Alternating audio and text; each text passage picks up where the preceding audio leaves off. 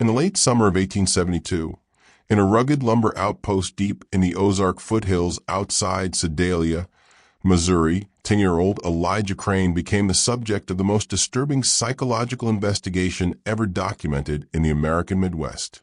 Dr. Elias Thorne, a traveling psychologist newly arrived from the East, filled 3 leather-bound journals with observations of a child whose emotional detachment defied every principle of human empathy known to 19th century mental science. The boy was outwardly unremarkable, quiet, and cooperative to casual observers. But beneath his passive exterior lay a void that science of the era simply could not explain. For 6 months, 3 local men died in sudden, violent accidents, along with dozens of expensive logging horses and oxen found dead under mysterious circumstances. 11 individuals who had all, in some way, stood in the path of a child whose expression was perpetually calm, almost vacant. The official inquest records were sealed by state authorities and hidden away for over a century. But the truth about Elijah Crane reveals a coldness that challenges everything we thought we knew about the capacity for calculated harm in childhood. Before we continue with the story of Elijah Crane and the terror that gripped Sedalia County, if this story intrigues you, make sure to subscribe to our channel and ring that notification bell so you never miss our deep dives into America's darkest historical mysteries. And please let us know in the comments what state or city you're listening from. We love hearing from our community of mystery enthusiasts around the world. The events that would make Elijah Crane infamous began not with violence, but with the silence of a forest. The Missouri of 1872 was a state pushing its frontier west. Towns like Sedalia were boomtowns, fueled by logging and rail expansion, drawing hardened men and their families to work the unforgiving land. The Crane logging camp, nestled near the Osage River 20 miles south of town, was once a thriving operation. Robert and Alice Crane had built their life on the timber trade, but those dreams died when Robert was crushed by a falling oak in the spring of 1870. Alice tried to manage the camp, but a fever took her life in the autumn of 1871.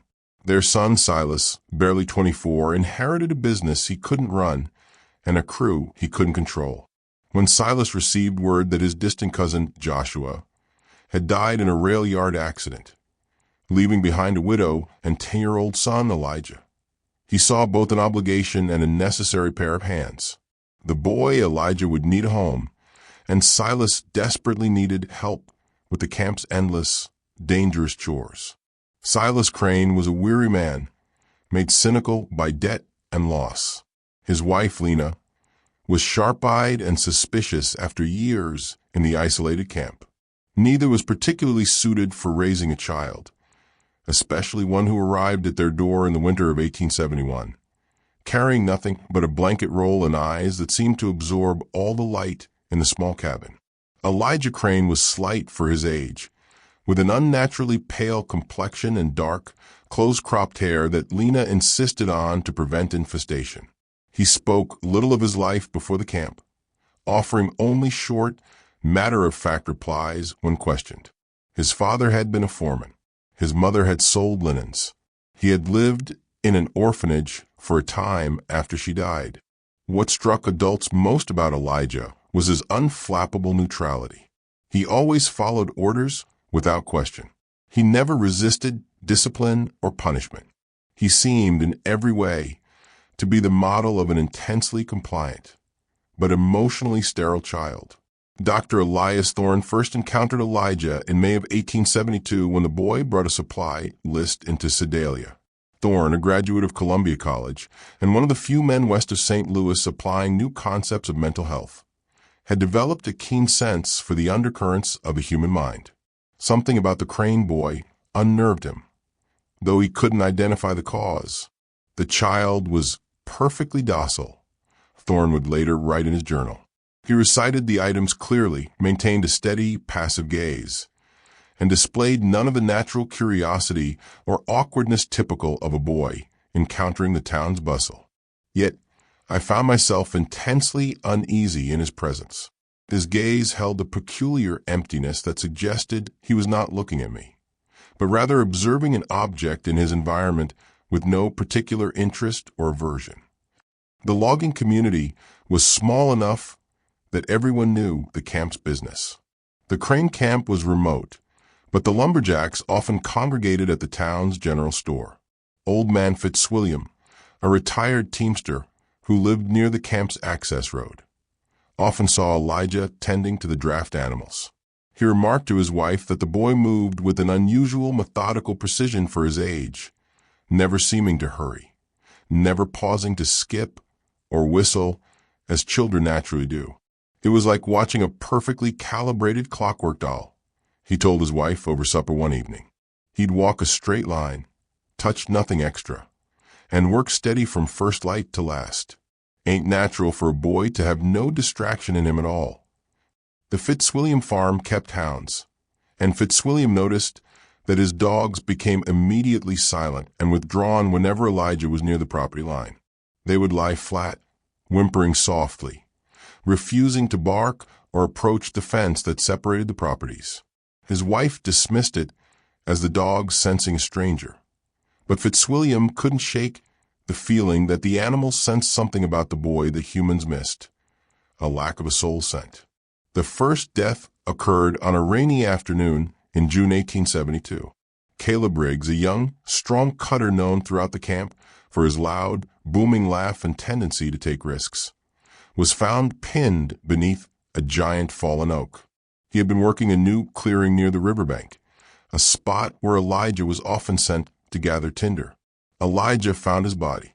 He arrived at the camp cookhouse just as the men were gathering for their midday meal, his oilskin slick and his face perfectly calm with what appeared to be measured concern. "Silas," he said, his voice leveled despite his report, "the big oak in the lower clearing has fallen. Mr. Riggs is underneath it. He's not moving." The men rushed to the clearing and found Caleb Riggs crushed by a massive tree that had apparently snapped off a faulty wedge. Dr. Thorne, summoned from town, determined the man had died instantly from blunt force trauma, a tragic but not uncommon accident in the perilous lumber trade. What troubled Thorne was not the death itself, but Elijah's reconstruction of the discovery. The boy provided an unusually precise description of how the tree had fallen, the break in the wood, and the position of Riggs's body. When pressed about how he had come to be in that particular spot at that particular time, Elijah explained that he had been collecting bark for Silas. "I was following the sound of the crack," he explained. The boy's recall was remarkably precise, Thorne noted in his journal. He could describe the exact direction of the tree's fall, the unique spiral pattern of the break in the wood, even the faint line of water running down Riggs's cheek. Such attention to detail seemed unusual for a child who claimed to be merely reporting a situation. Silas Crane, when questioned, confirmed that he had indeed sent Elijah to collect bark, though in a different direction. The tool bag that Riggs had been using was found later that evening, nearly half a mile from the accident site. The Riggs family, devastated by their loss, received Elijah's account with gratitude. He had, after all, alerted them immediately at the memorial service. Elijah sat quietly with his aunt and uncle. His head remained level and his eyes forward throughout the service. When the widow Riggs thanked him for his quick action in alerting them, he accepted their gratitude with appropriate deference. "I wish I could have stopped the tree," he told her, his voice carrying just the right, neutral tone of regret. But Lena, watching her nephew by marriage from across the gathering, noticed something that chilled her for days afterward. When the sight of Caleb's empty place at the table reduced hardened loggers to tears, Elijah Crane's expression never changed. His face was bowed in apparent respect, but when he thought no one was looking, his dark, watchful eyes remained dry and steady, taking in every flicker of emotion around him. The second death came 3 weeks later. Jedediah Stone, a stubborn old teamster who had a reputation for abusing his work animals, was found tangled in the thick, mooring ropes of the river barge. The barge was used to transport lumber downriver, and Jedediah was known to check the knots regularly. Once again, Elijah Crane was involved in the discovery. He had been walking the bank to check the water level when he spotted something unusual near the hull. "I saw Mr. Stone's boot near the waterline," Elijah told the gathering crew. "I called out to him but got no answer, so I stepped closer to look. Jedediah Stone was dead, his neck broken from what appeared to be entanglement and strangulation by the massive hemp rope. Dr. Thorne's examination revealed that the old man had likely died instantly when the rope snapped taut around his neck. The only unusual aspect of the scene was the unnecessary complexity of the knot that had caught him. A difficult, specialized knot no riverman would use for a simple mooring line. Jedediah knew those ropes better than any man in the camp, the foreman told Dr. Thorne after the examination. He'd been tying that barge for 20 years. Don't make sense he'd get tangled now. Elijah, when questioned, suggested that perhaps the old man had been distracted by a swarm of gnats. He was always talking about how angry they get near the water, the boy said. Maybe he batted at them and lost his balance. Dr. Thorne found Elijah's explanation plausible, but something about the knot bothered him. It was a precise, purposefully complex knot used for securing large, shifting loads. A slippery six-hitch, designed to tighten violently under specific tension. When Thorne examined the other ropes on the barge, they were all tied with standard mooring knots. Only the one that killed Stone was tied differently. The third death shattered any illusions about coincidence. In September 1872, 55-year-old Walter Pickett, a foreman who had a recent argument with Silas about Elijah's suitability for camp work, vanished while setting dynamite charges in the quarry. His body was found 4 days later in an abandoned sealed-off sluice tunnel half a mile from where he had last been seen. Elijah Crane had volunteered to join the search party. For 3 days, Elijah searched alongside the adult volunteers, showing remarkable endurance for a child his age. He seemed to know the old, defunct mine shafts intimately, guiding searchers through areas that even long-time residents found difficult to navigate. When asked how he had learned the defunct tunnels so well, Elijah explained that he often explored them during his free time, looking for lost tools and useful scrap metal that his uncle could sell. On the 4th day, Elijah appeared at the main cabin just after dawn. "I think I found something," he told Silas, his voice heavy with a pretense of exhaustion. "There's an old wooden tunnel about a half-mile west of here. I felt a draft coming from it." The tunnel had been boarded up and partially collapsed. Walter Pickett was inside, dead from a massive head trauma. Dr. Thorne was summoned immediately, but the man had been dead for days. His skull had been fractured by what appeared to be a mining pick. The pick was lying neatly beside the body, not tangled in the rubble. The man had been struck with deliberate crushing force, Thorne wrote in his journal. The fact that Elijah Crane was able to locate him in such an obscure, intentionally sealed location raises troubling questions. How extensive is the boy's knowledge of the surrounding abandoned systems? What other hidden dangers might he be aware of? More troubling still was Elijah's behavior during the recovery. While the men struggled to winch the heavy body out of the tunnel, Elijah sat quietly on a wooden crate, apparently resting. But Dr. Thorne, positioned where he could observe the boy without being noticed, saw something that deeply disturbed him. Elijah wasn't simply resting. His head was cocked slightly, and his eyes were fixed on the men's faces with an intensity that seemed almost scientific. He appeared to be cataloging every detail of their physical strain and distress. When the foreman finally broke down in exhaustion, dropping his winch handle, Elijah's expression showed no sympathy or concern. Instead, there was something that Thorne could only describe as clinical assessment. After the funeral, Dr. Thorne made an excuse to visit the sluice tunnel where Pickett had been found. The site troubled him for reasons he couldn't articulate.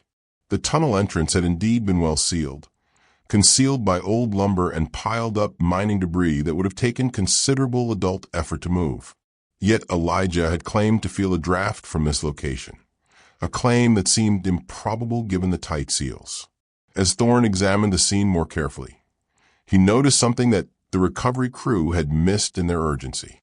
Around the seal of a tunnel, the old lumber had been removed and then replaced with unusual perfect alignment. Boards that should have been splintered showed signs of deliberate prying, creating a natural-looking barricade that would be nearly impossible to notice unless one knew exactly where the weak points were. The implications were too disturbing to voice aloud, but Thorne could not shake the suspicion that Walter Pickett had not simply wandered into the tunnel. Someone had lured him there, struck him with a pick, and then carefully resealed the evidence until the search concluded. That evening, Thorne began keeping detailed notes about Elijah Crane. If his suspicions were correct, the boy posed a danger to the entire camp. But suspicions were not evidence, and evidence was exactly what Thorne lacked.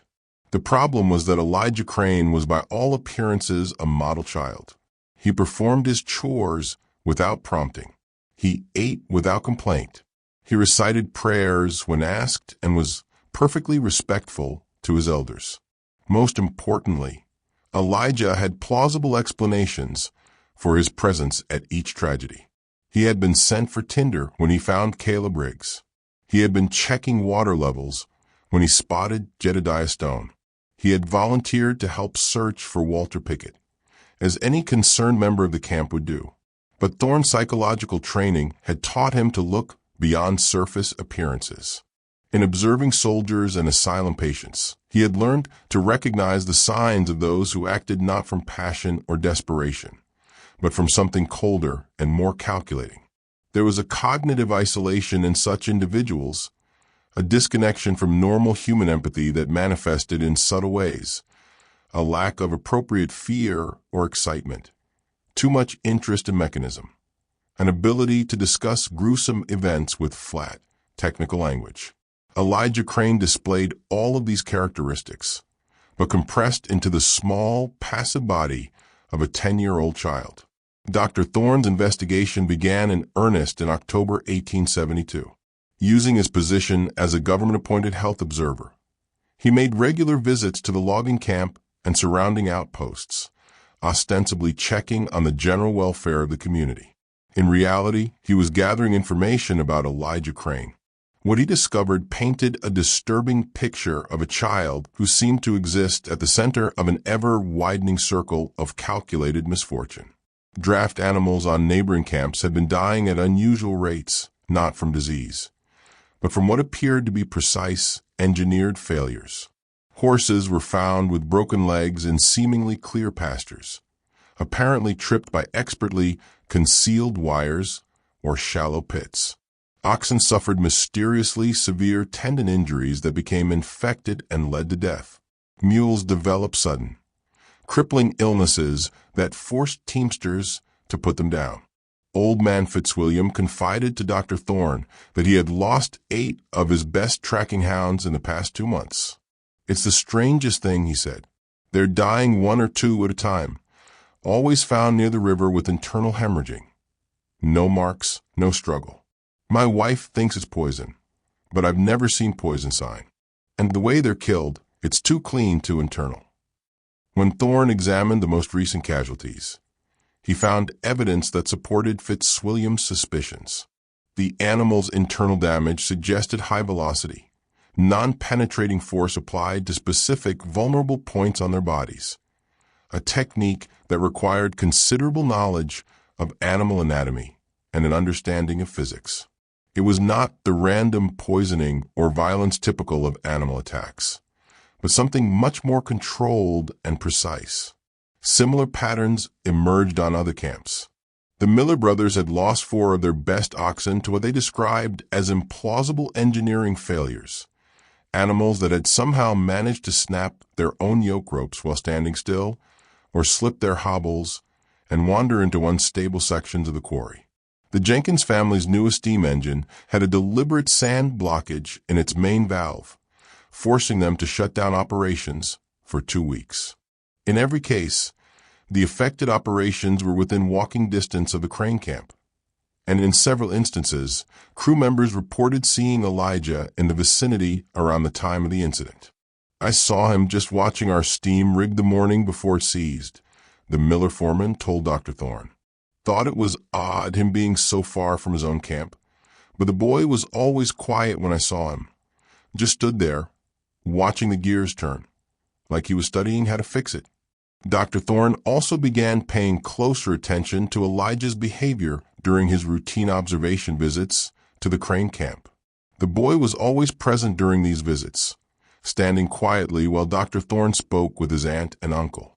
But Thorne noticed that Elijah watched their interactions with unusual interest, asking questions about psychological triggers and human reaction to pain that seemed advanced for a child his age.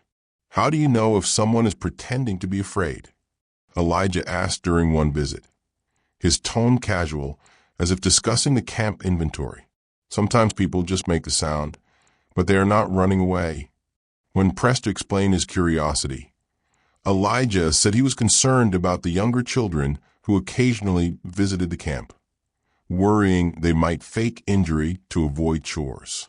"Uncle Silas says I need to understand what is real and what is just noise," he explained. The explanation was reasonable, but something about the question disturbed Dr. Thorne. There was a clinical quality to Elijah's interest in death and mechanical failure that went beyond normal childhood curiosity. The boy asked about the dynamics of crushing force, the time it took for an animal to succumb to internal injury, and the mechanical signs to look for when a system failed, all with the same detached interest that a scientist might show when studying complex machine diagrams.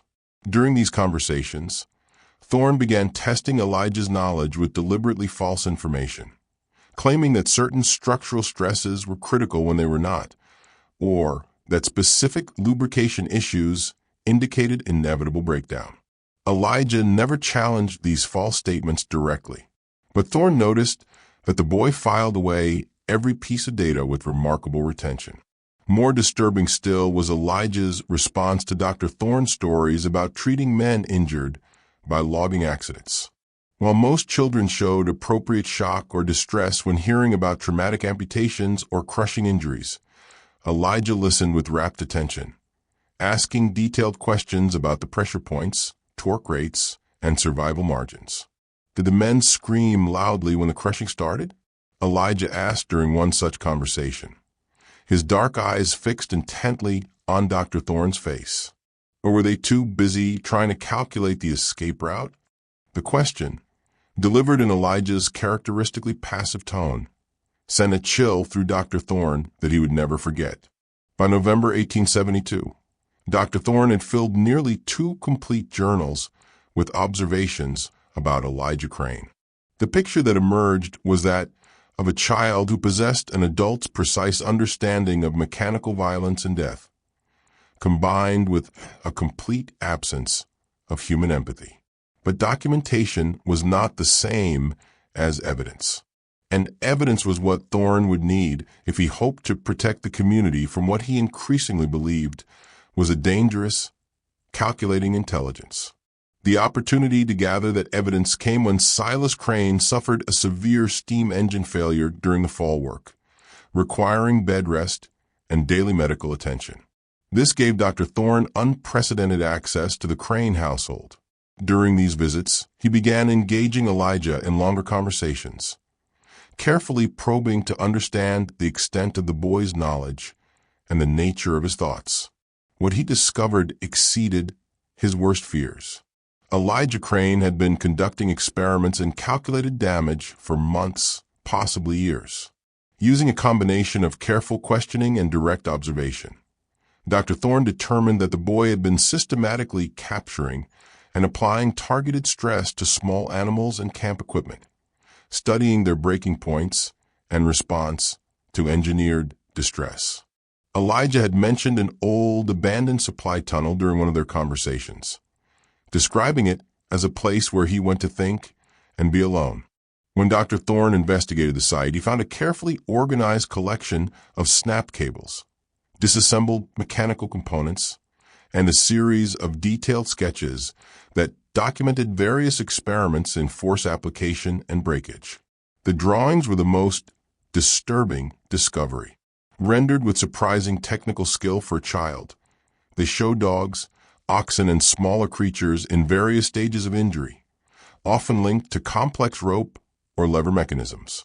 Each drawing was accompanied by notes written in Elijah's careful, precise handwriting describing the subject's reactions, the time it took to cease movement, and observations about which methods caused the most efficient failure. Engine remained stressed for approximately 10 minutes, after internal damage. Read one notation beside a detailed drawing of a large hunting dog. Vocalizations decreased gradually. Movement ceased after application of leverage to rear leg joints. Dr. Thorne realized that Elijah had been using the camp's livestock and equipment as subjects for increasingly sophisticated experiments in engineered cruelty. The accidental deaths on neighboring farms were actually the result of Elijah's desire to test his methods on larger subjects. But the most chilling discovery was a newer set of sketches that showed human figures instead of animals. These sketches depicted men and crew members in various poses of distress and injury, each accompanied by speculative notes about vital organ vulnerability and potential methods of causing systemic failure. One drawing showed a figure that was unmistakably Caleb Briggs, the first man to die, with detailed annotations about the stress points of the tree trunk. Another depicted Jedediah Stone near the barge. A third showed Walter Pickett inside the tunnel with detailed annotations about the effects of prolonged exposure and blunt force trauma on the skull. Elijah Crane had not simply been present when these people died.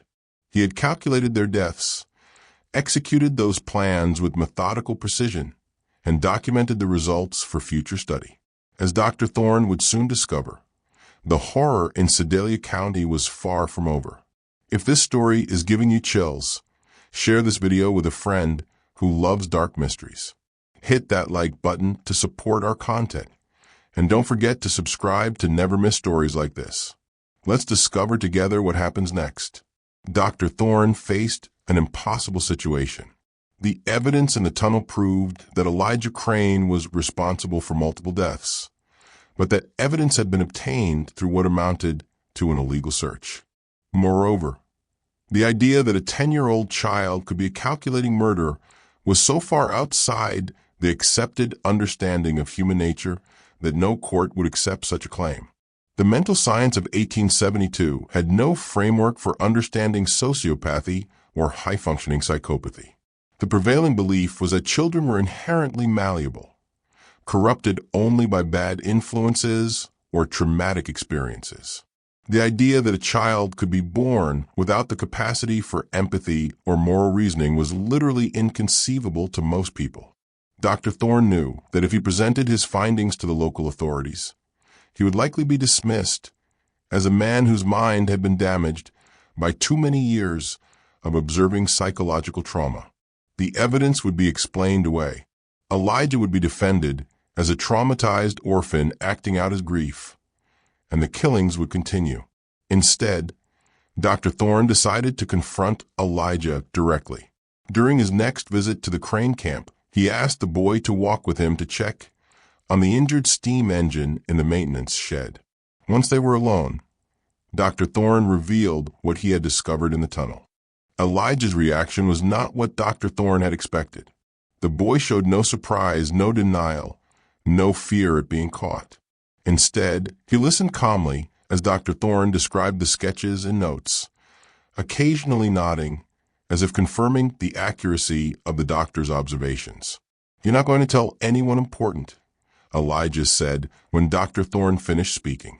It was not a question or a plea, but a statement of fact delivered with absolute confidence. "Why wouldn't I?" Dr. Thorne asked, genuinely curious about the boy's reasoning. Elijah smiled, the first genuine expression of emotion that Dr. Thorne had ever seen on his face.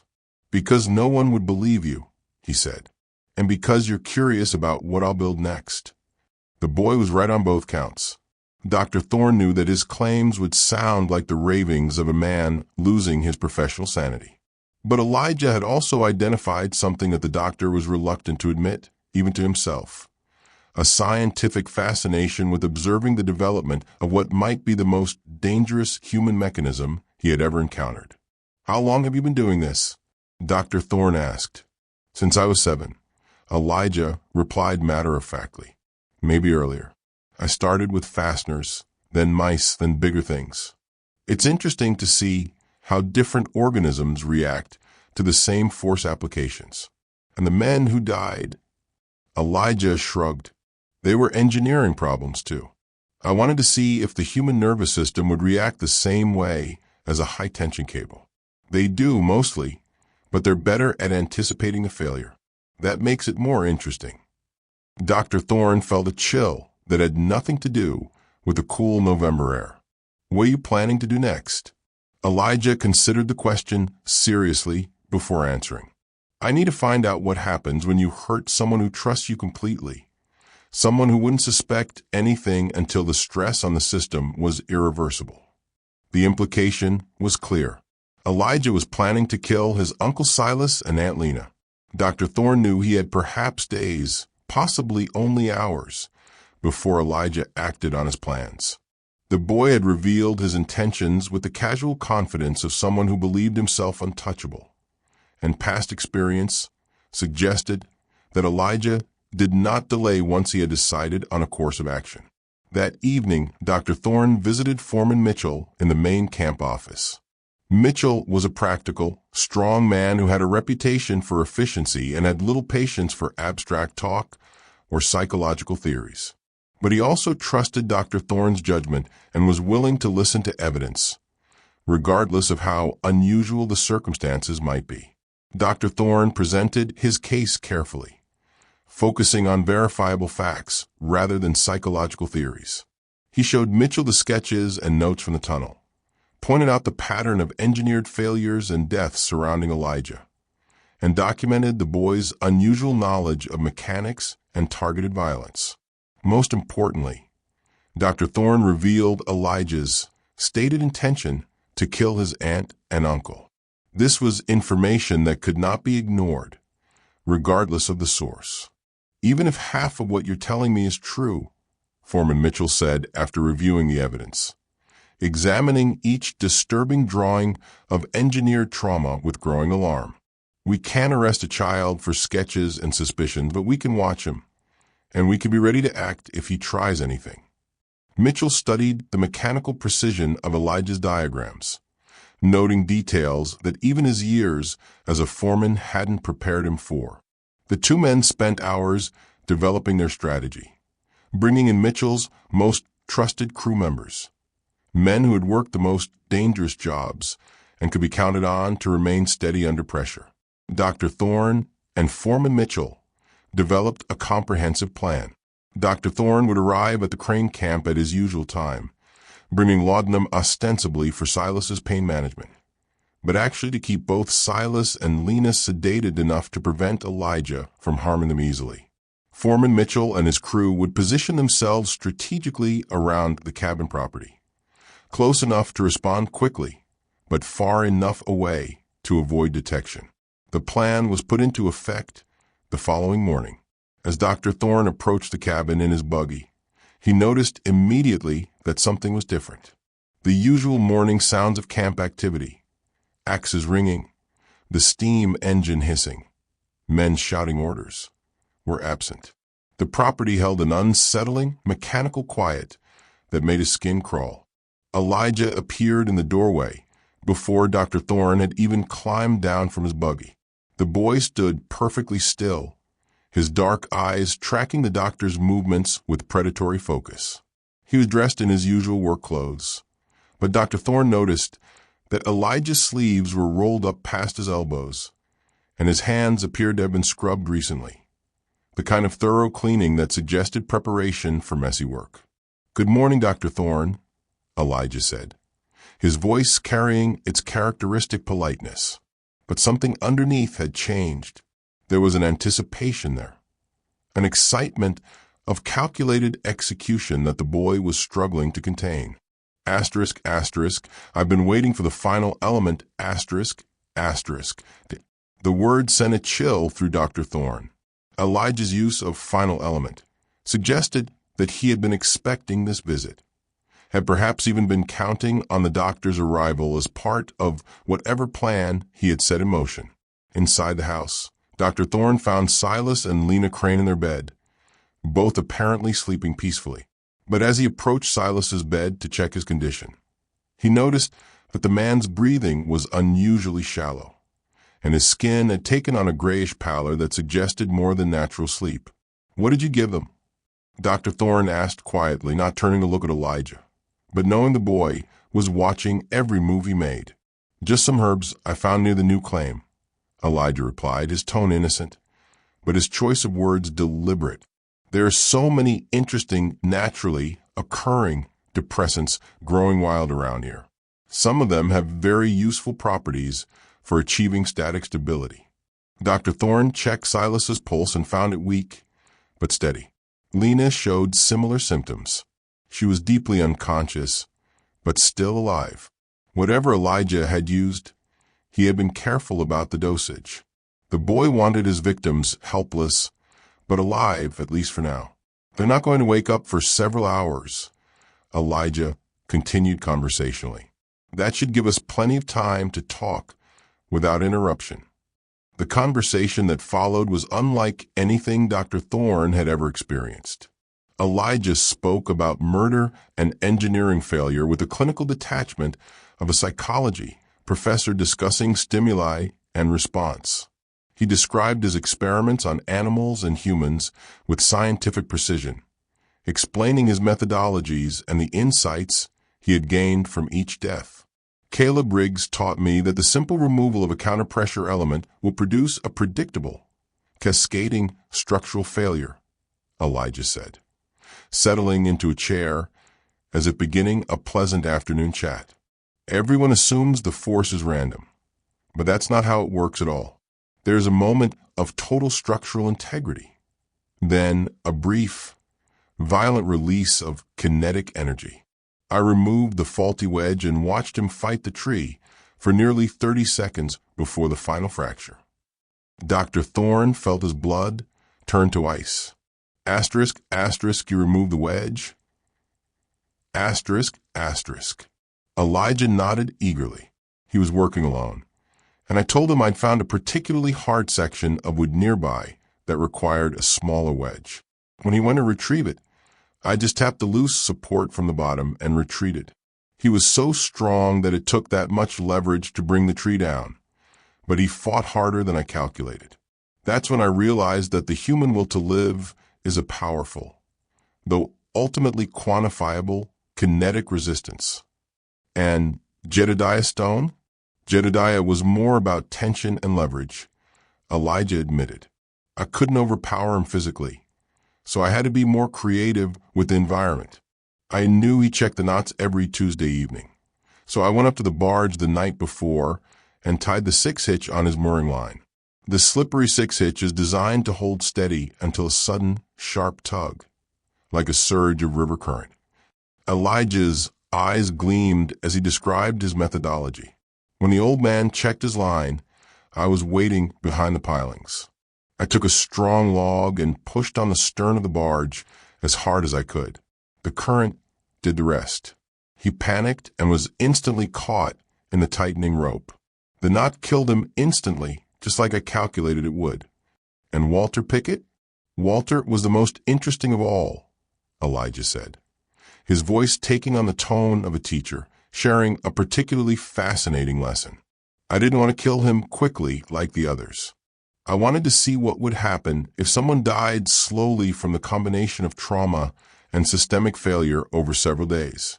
So I convinced him to follow me into the old tunnels by telling him I'd found a vein of particularly rich ore. Elijah paused, seeming to savor the memory. Walter was so concerned about his reputation that he didn't think twice about the danger.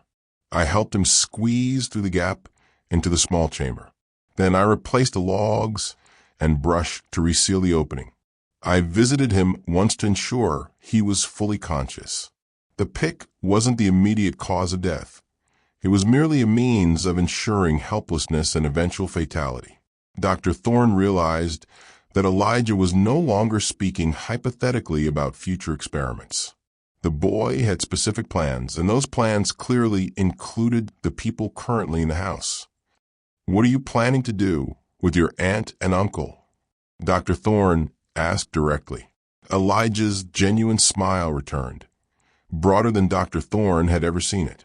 "That's where you come in, Dr. Thorne. See, all of my previous experiments have been with people who didn't know the exact mechanism of their death. But you're different. You understand exactly what I am and what I'm capable of. That makes you the perfect variable for a completely new type of study." As Elijah spoke, he began moving around the room, gathering items that Dr. Thorne recognized as potential tools. Rope from a coil, a heavy logging chain from the mantelpiece, several sharp camp implements. The boy organized his tools with methodical precision, as if preparing for surgery. "I want to find out what happens when someone who knows they're going to die tries to save people they care about," Elijah continued, his excitement growing. "Will you sacrifice yourself to save Uncle Silas and Aunt Lena? Will you try to fight me even though you know I've calculated for that possibility? Will you try to run away and abandon them to save yourself?" Dr. Thorne knew that the time for conversation had passed.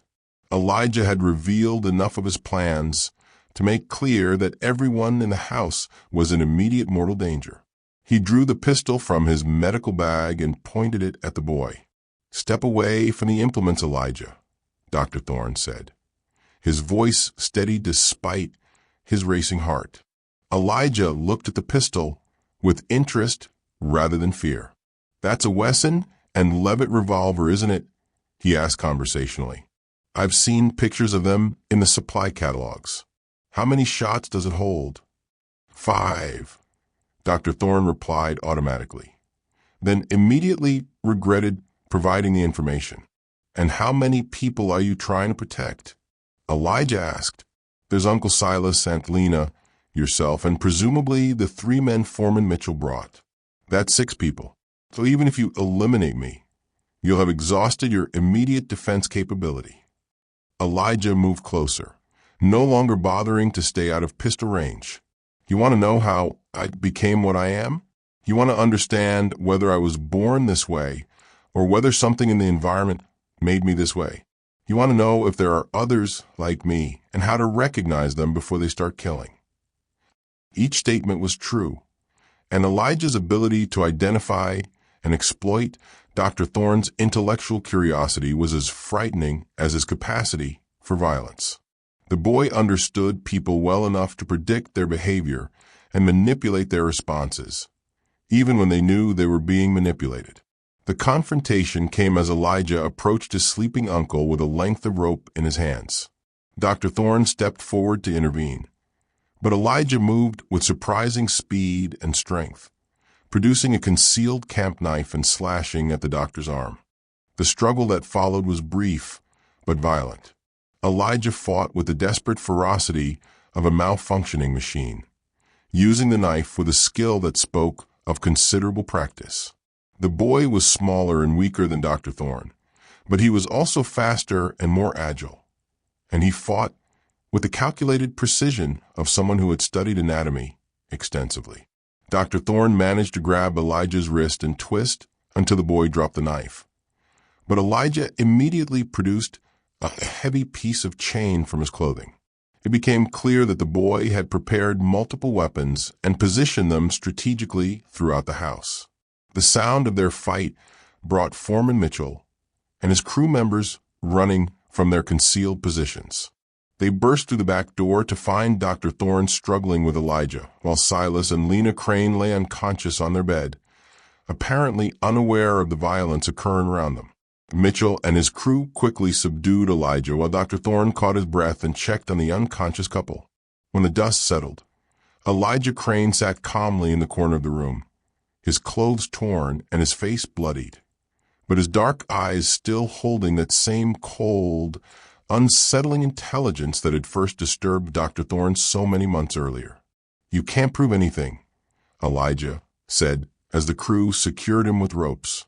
Nobody will believe that a child engineered all those incidents. Foreman Mitchell looked down at the boy, with a mixture of grim satisfaction and cold dread. Maybe not, he said, but we don't have to prove everything. Attempting to disable and harm your family is enough to see you locked up, regardless of your age. Elijah smiled at that, the same genuine expression of calculated amusement that Dr. Thorne had seen the day before. You won't hang me, he said with absolute confidence. I'm too young and I'm too interesting. Someone will want to study me instead. Just when we thought we'd seen it all, the horror in Sedalia County intensifies. If this story is giving you chills, share this video with a friend who loves dark mysteries. Hit that like button to support our content. And don't forget to subscribe to never miss stories like this. Let's discover together what happens next. Elijah Crane was wrong about his immediate fate, but disturbingly right about the impossibility of proving his full spectrum of crimes. When Foreman Mitchell attempted to present the evidence from the tunnel to county authorities, he encountered exactly the resistance that Dr. Thorne had predicted. The drawings and notes were dismissed as the products of a disturbed child acting out trauma from his parents' deaths. The pattern of equipment failures and deaths was attributed to coincidence compounded by Elijah's unfortunate habit of being present during emergencies. The attempted disabling of Silas and Lena Crane, however, could not be explained away. 3 experienced crew members had witnessed Elijah attacking his sedated relatives with clear intent to cause irreversible harm. Even the most sympathetic observers could not argue that a 10-year-old boy would attack family members with improvised weapons, unless something fundamentally was wrong with his character. The legal system of 1872 had no framework for dealing with calculating, violent children. Elijah was too young for adult prosecution, but too dangerous for simple placement in an orphanage or reformatory. The case created unprecedented challenges for Missouri's justice system, attracting attention from legal scholars and medical professionals throughout the region. After weeks of legal wrangling and consultation with experts from as far away as New York and Chicago, a compromise was reached. Elijah would be remanded to the custody of the Missouri State Asylum for the criminally insane in Fulton, where he would be studied and treated by the most advanced alienists available in the region. The decision satisfied no one completely. Prosecutors wanted Elijah tried as an adult for murder, while defense attorneys argued that no child so young could be held responsible for his actions. Medical professionals were divided between those who believed Elijah could be rehabilitated and those who considered him incurably dangerous. Dr. Elias Thorne volunteered to accompany Elijah to the asylum and remained there for 3 months, documenting the boy's behavior and working with hospital staff to develop an understanding of what they were dealing with. The resulting case study became one of the first systematic examinations of engineered antisocial behavior in children, though it would not be published until decades after the events. Elijah adapted to asylum life with the same calculating intelligence he had shown at the camp. He quickly learned to mimic appropriate emotions and responses, convincing several staff members that he was making remarkable progress in overcoming his traumatic episodes. Elijah would discuss his actions with convincing sorrow, express remorse that seemed genuine, and display what appeared to be authentic gratitude for the care he was receiving. But Dr. Thorne observed that Elijah was merely studying the people around him, learning to manipulate them more effectively. The boy had created what amounted to a comprehensive catalog of human cognitive vulnerabilities and emotional responses, and he could reproduce these signals with remarkable accuracy despite feeling none of the underlying emotions himself. The subject displays remarkable cognitive abilities coupled with a complete absence of genuine emotional response, Dr. Thorne wrote in his detailed reports. He has learned to simulate normal human reactions with sufficient skill to deceive casual observers. But extended observation reveals the performance to be entirely artificial.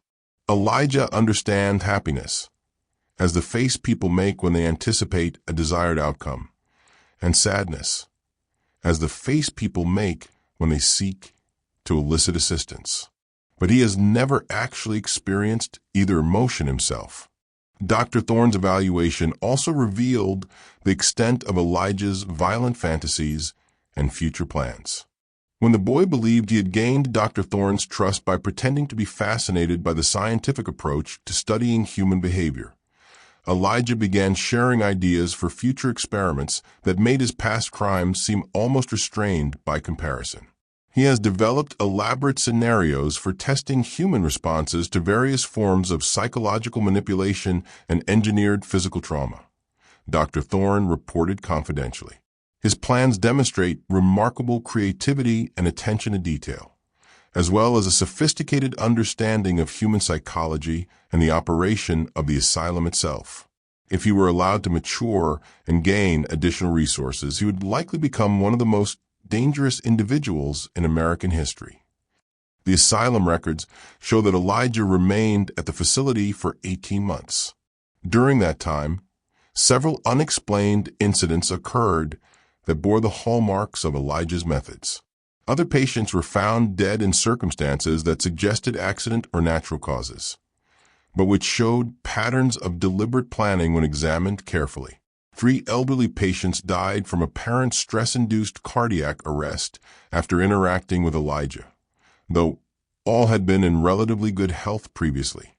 2 younger patients suffered what appeared to be accidental falls that resulted in serious injuries, but both incidents occurred in areas where Elijah had been seen earlier in the day and near subtly altered structural points. Most disturbing were the reports of patients who claimed Elijah had been visiting them at night, standing silently beside their beds and watching them sleep. Asylum staff who worked closely with Elijah also began experiencing unusual problems.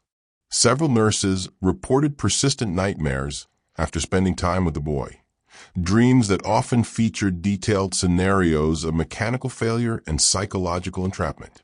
2 attendants requested transfers to other wards, claiming that they felt constantly observed, even when Elijah was supposedly confined to his room. Dr. Eleanor Vance, who had been brought in to provide additional expertise in treating Elijah, discovered that the boy had been keeping a secret journal. Elijah had convinced one of the nurses to provide him with paper and pencil for therapeutic writing exercises, claiming that recording his thoughts and feelings would help him process his emotions more effectively. The journal appeared to contain exactly what Elijah had claimed: daily entries describing his thoughts, his regrets about past actions, and his hopes for future rehabilitation.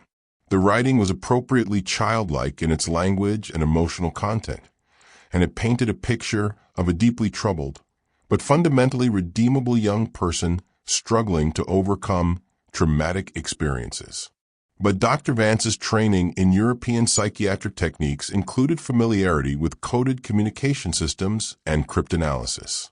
When she applied analytical methods to Elijah's journal, she discovered that the innocent-seeming entries contained a sophisticated cipher system. The decoded messages revealed Elijah's true thoughts and plans in disturbing detail. Rather than experiencing remorse or rehabilitation, he was conducting a systematic study of the asylum, its staff, and its security procedures. His goal was not merely to escape, but to use his time in confinement to develop more advanced techniques for manipulation and engineered fatalities. **, Day 47. Dr. V believes my feigned distress during today's session was authentic. Read 1 decoded entry. Her response pattern indicates increased emotional investment and reduced critical assessment. Estimate 3 more weeks of consistent performance will be required to establish sufficient trust for remote control of environmental variables during unsupervised sessions. The discovery of Elijah's coded journal led to an immediate tightening of security procedures and a reduction in his contact with asylum staff. But Elijah adapted to these changes with characteristic flexibility. shifting his focus from emotional manipulation to information gathering about structural weaknesses, personnel shifts, and potential escape vectors. In the spring of 1874, Elijah Crane disappeared from the Missouri State Asylum under circumstances that were never fully explained. The official investigation concluded that he had somehow managed to escape during a routine perimeter check despite being under constant surveillance by multiple guards. Dr. Thorne suspected that Elijah's escape had been far more sophisticated than the official report suggested. The boy had demonstrated remarkable patience and planning ability throughout his confinement, and it seemed likely that he had spent months preparing for his departure.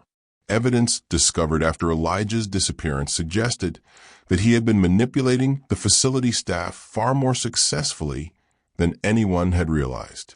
Several guards reported having made small policy exceptions for Elijah in the weeks before his escape, allowing him slightly longer periods in the workshop, providing him with additional engineering texts, making minor adjustments to his daily routine that individually seemed harmless, but collectively may have created opportunities for escape.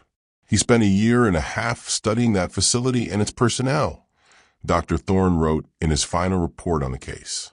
By the time he made his move, he understood the psychological and systemic vulnerabilities of every person and every mechanism there better than they understood themselves. His escape wasn't an act of desperation. It was the culmination of a carefully executed, multi-stage plan. In the months and years following Elijah's disappearance, Dr. Thorne began collecting reports of suspicious deaths and accidents throughout the Midwest. Many of these incidents bore hallmarks that seemed consistent with Elijah's methods. Carefully staged accidents that resulted in death, evidence of systematic engineered trauma to animals or equipment, and the presence of a child or young man who seemed unusually observant and emotionally detached. The challenge was that Elijah would now be older, potentially strong enough to overpower adult victims, and certainly sophisticated enough to avoid the mistakes that had led to his original capture. His time of intensive study in human psychology and mechanical engineering, combined with his natural intelligence and complete lack of moral restraint, had created something unprecedented in American criminal history. Dr. Thorne spent the remaining years of his career tracking these reports and attempting to develop a comprehensive understanding of what Elijah Crane represented.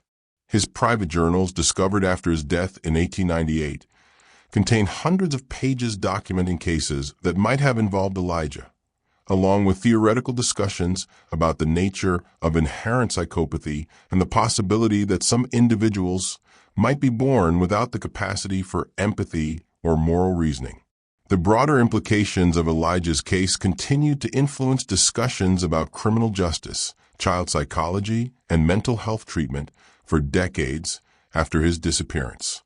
His ability to deceive trained professionals raised uncomfortable questions about the reliability of psychiatric evaluation, while his manipulative and engineering skills highlighted the potential dangers of assuming that all children are inherently innocent and redeemable. The Crane logging camp was abandoned after Silas and Lena recovered from their ordeal. Neither could bear to remain in the place where they had unknowingly harbored a calculating mind for nearly 2 years. The property eventually reverted to the county and was sold to a timber consortium in the 1890s, but local residents avoided the area for decades afterward. The old supply tunnel where Elijah had conducted his experiments was sealed by Foreman Mitchell shortly after the boy's arrest, but the location was never forgotten by those who knew of its significance. Local legend claimed that the tunnel was cursed, and that even machinery would malfunction in the surrounding area. Dr. Thorne's journals were donated to the Missouri Historical Society in 1930 by his grandniece, who felt that the scientific value of her great-uncle's observations outweighed concerns about the disturbing nature of the content. The journals remain in the Society's archives, available to researchers who could demonstrate legitimate academic interest in the development of psychological understanding. Silas and Lena Crane never spoke publicly about their experience with Elijah, but both lived under assumed names for the remainder of their lives, apparently fearing that the boy might someday return to finish what he had started. Lena died in 1892, and Silas followed in 1896, neither ever having children of their own. In his final journal entry, written just days before his death in 1898, Dr. Thorne reflected on the broader implications of Elijah's case. I have spent 26 years trying to understand what Elijah Crane represented, and I fear I have reached a disturbing conclusion. Elijah was not an aberration. He was a glimpse into what human beings might become when stripped of the moral and emotional constraints that we consider fundamental to our nature. If he survived to adulthood, then somewhere in America, there walks a man who understands human and mechanical psychology better than any trained professional, who can manipulate systems and people with supernatural skill, and who views the rest of humanity as nothing more than complex, predictable variables for experimentation. This mystery shows us that evil can wear the face of innocence, and that our assumptions about childhood and human nature may be dangerously naive. The case of Elijah Crane forces us to confront uncomfortable questions about the nature of moral development and the possibility that some individuals may be born without the capacity for empathy or conscience that we consider fundamental to humanity. What do you think of this story? Do you believe everything was revealed, or might there be more to Elijah Crane's fate than the official records suggest? Leave your comment below and let us know your thoughts about this disturbing chapter in American history. If you enjoyed this tale and want more horror stories like this, subscribe, hit the notification bell, and share with someone who loves mysteries as dark and complex as this one. Remember, the truth is often more terrifying than fiction, and history holds secrets that continue to challenge our understanding of human nature. See you in the next video.